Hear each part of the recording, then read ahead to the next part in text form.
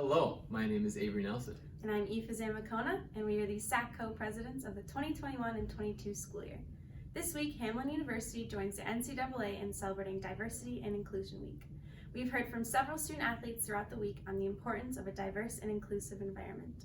SAC, the athletic department, and Hamline University as a whole recognize and champion student athletes' voices, identities, and experiences. In this video, you will hear from campus leaders on diversity and inclusion and the perspectives on how to further explore and commit to inclusive excellence. Diversity and inclusion is super important, especially in the world of sports, because there's so many people coming from different backgrounds and have different stories to tell. Understanding where everybody comes from and what makes them who they are is super important in building a strong support system. And I think that Hamline is a really accepting school.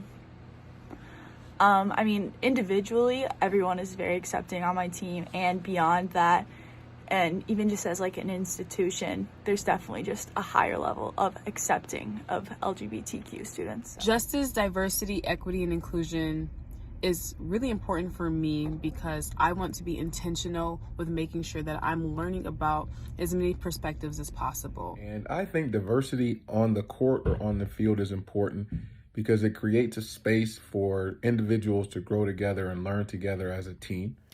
Diversity, equity, inclusion, and social justice are more than mere words to me. They mean the world to me. It has been my life, my existence. Inclusivity is really making sure all those people's voices feel heard, that not just that they're there, but they're actually valued. I think that especially in the athletics department in Hamline, and more specifically on the women's lacrosse team, I've really felt this as like a value here, and I haven't had any issues being gay, or no one's like singled me out or done anything to make me feel excluded.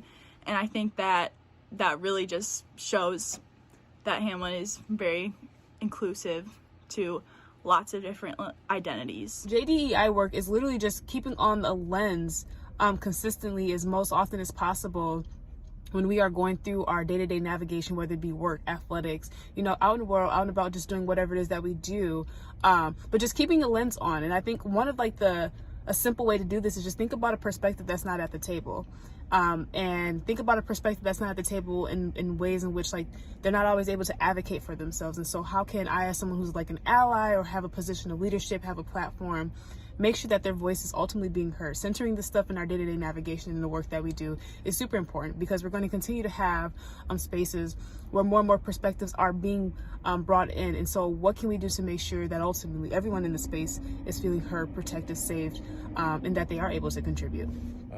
Different locations, different dynamics from where people are from, and then coming together, getting on the same page, learning together, growing together, learning how to play together, learning how to understand one another both verbally and non-verbally, being able to feel when your teammate might want you to do something, cut to the basket, set a pick, pop out for a jump shot. All of those kinds of things over time begin to organically happen and grow and create a synergy that teammates can have with one another. And then as far as off the court or off the field, you get to learn about different backgrounds and perspectives.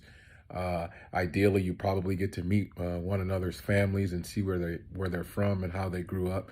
And it becomes a great opportunity to build rapport with one another and understand each other.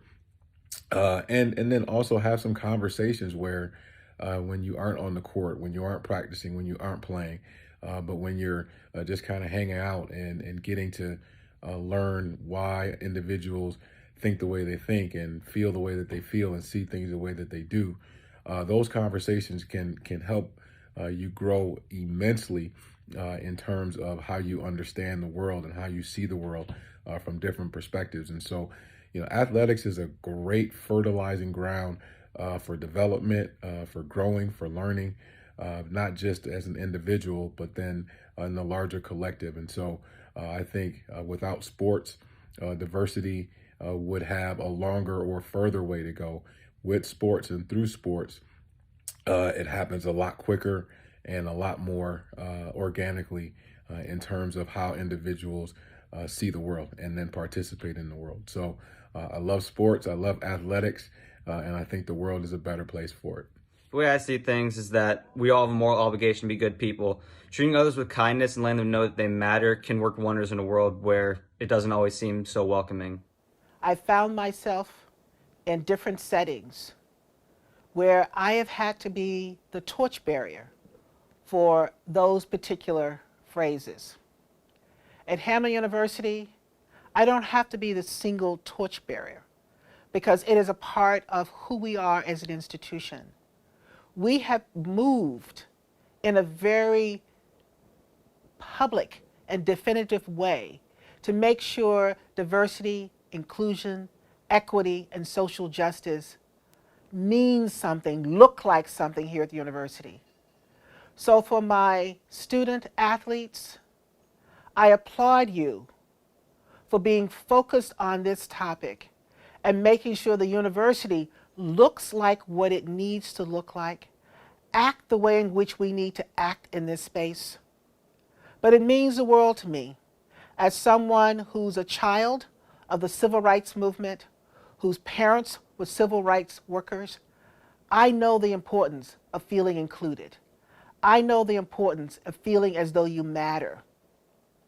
So when our student athletes recognize Diversity and Inclusion Week, it says the university, our faculty, our students are walking the walk. We're talking the talk. We are embracing these concepts and together looking to see how we change Hamline, how we change Minnesota, how we change the nation, how we change the world.